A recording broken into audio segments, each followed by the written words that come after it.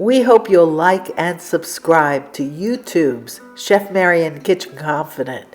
We are also on Facebook and Instagram, and this is an interesting interview with somebody who does something else for a living but also bakes bread. Listen in. Before we talk about bread, I want you to tell me what you and your wife do for a living. Well, other than Bread House, I am a choral director at St. Mark's Methodist Church. So I do that, and I'm also a freelance singer. I sing with groups like Sacra Profana, professional choirs, Music of Italy. Sang with the San Diego Symphony this October. We did the Mahler. So that's kind of what we do. Yeah, my wife's a professional soprano. She teaches voice lessons and sings around town as well. So. And the kind of music you sing is? Classical music, like choral music and opera, that kind of stuff. Okay. Yeah. So you got opera singers Yeah. and you make bread. Now, Mm-hmm. how did this come up? Well, I've always loved to cook, and I think in around 2020, finally had time to make sourdough because we were in the pandemic, and started making loaves for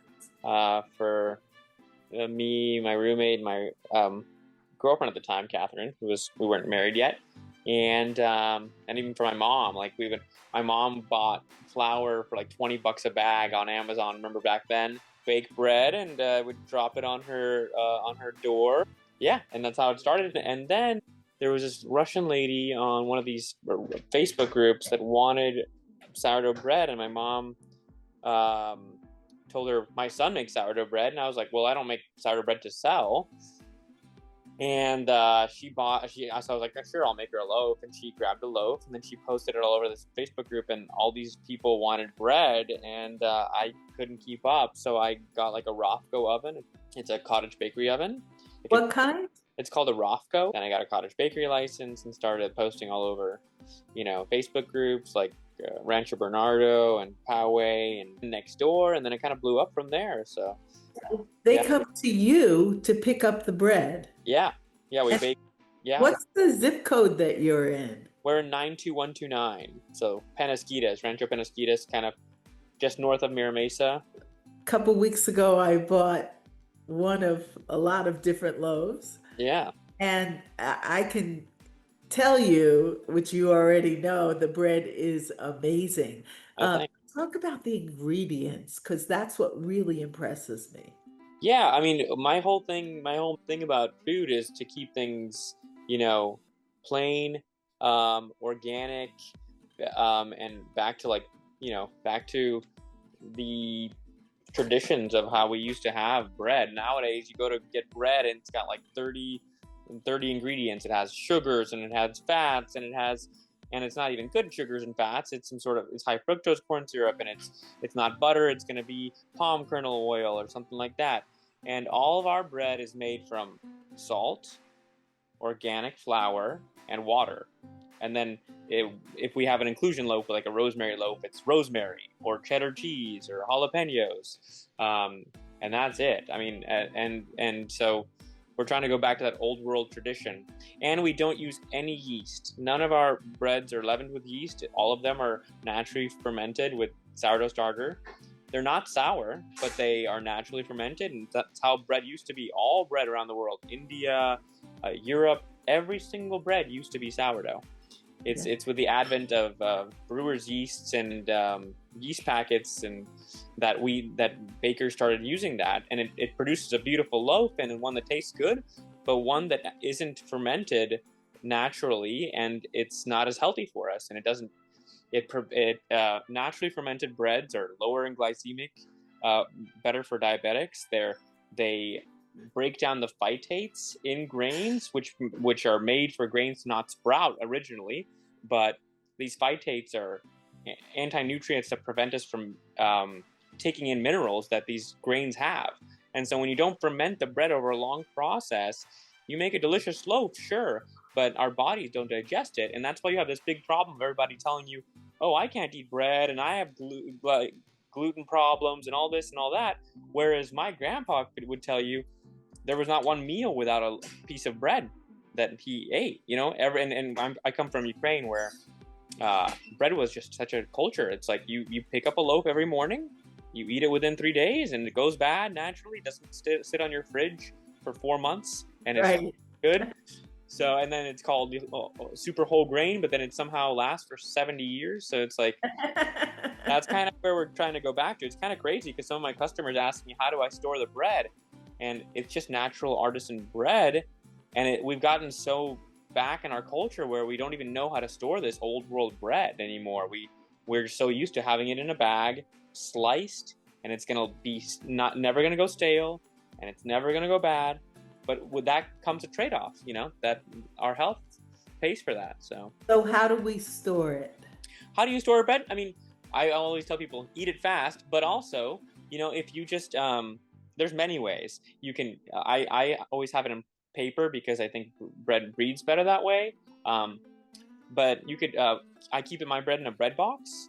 So or you can put the bread in like the paper within a plastic bag, a Ziploc bag, and it should last you a good week. It's gonna stale naturally, and but with bread you can always revive it. So you can take a slice of stale bread and you can brush it with some water and put it in your toaster, and it'll revive it just like that.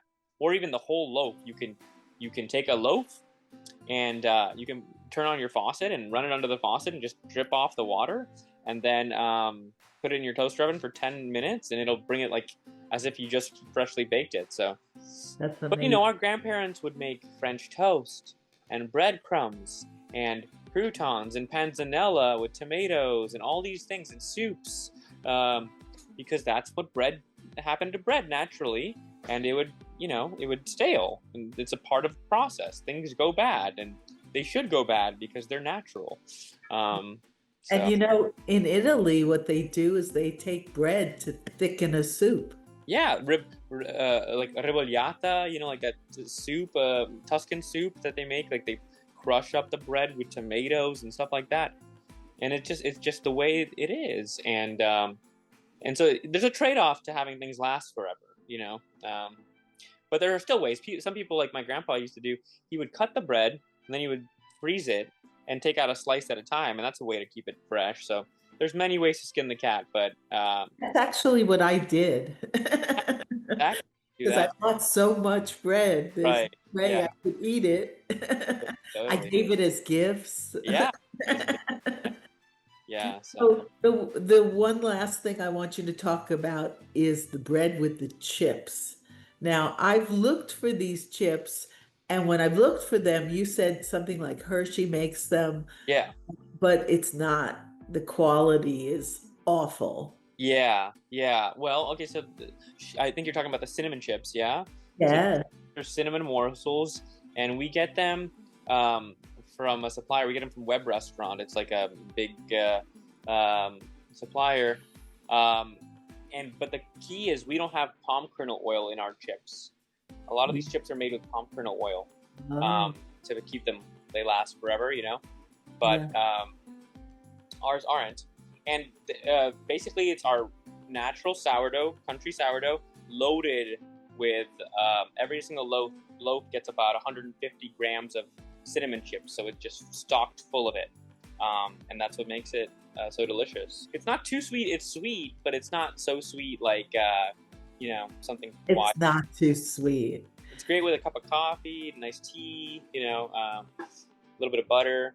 Definitely a treat. So And just to back you up, my daughter, who is gluten free, when she saw the bread and ate the bread, she said, "Now this is bread I can eat." yeah, and if someone is celiac, genuinely celiac, that is She's not. She's not. right.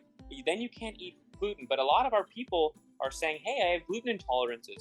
Well, that's because the bread is pumped out. I mean, you go to Wonder Bread, the factory, and they'll mix the dough by machine.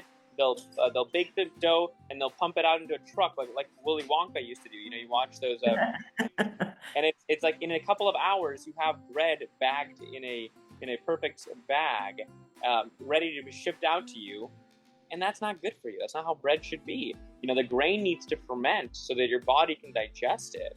Um, and that's all just natural fermentation, just like sauerkraut. You take cabbage, salt, and water. I mean, no water, salt, just salt and cabbage, and then It natural. makes its own brine. Yeah, exactly. The cabbage has so much water inside of it that it just it produces that brine, and it ferments naturally with the natural occurring bacteria on the cabbage and in the air, and that's how why sourdough bread is so healthy for you. Like, I mean, it's so much better than regular bread. But the thing is, the trick with the industry is they can produce beautiful loaves that taste very identical to the ones that sourdough bakers bake, but it takes them 3 hours instead of a whole day. And so they can make it so much cheaper and so much easier to make. But then the problem is it's not good for our bodies, and we start saying, "Oh, I can't eat bread." So that's kind of one of my missions is to re-educate our world, well, at least my local community, about like what real bread is. I just finished a whole series of courses where I taught people how to make sauerkraut and buy the weights and do the whole thing from scratch. I Yeah. teach them how to do all kinds of fermenting and cooking in general, Hmm? using healthier choices, healthier ingredients. Yeah, absolutely. That's so important. And for you, it's such a passion project. Yeah. It's so important to you. And so I feel we have that alignment where we're both really thrilled to be able to educate people. Yeah. Yeah. So tell us how people get in touch with you. Yeah, Marianne. So the way to order is you go on our website, which is www.breadhousemicrobakery.com, and we bake on Tuesdays and Saturdays, and we insist on only selling bread that's baked that day. So you can't get bread on a Wednesday or a Sunday or a Thursday. A lot of people ask me about that. And I'm like, I'm so sorry. I really insist on having the best product for you. Um, and so you have to order 2 days in advance at least, or if we don't sell out, and then you come to my house, you pick up bread, and yeah, that's kind of how it works. That's really cool. Yeah. Well, I'm so happy to be able to know you, to eat your bread, and to promote you. So Thank you so much. Hey, it's so nice to meet you, and I really appreciate this. thanks for being here today. Of course, of course.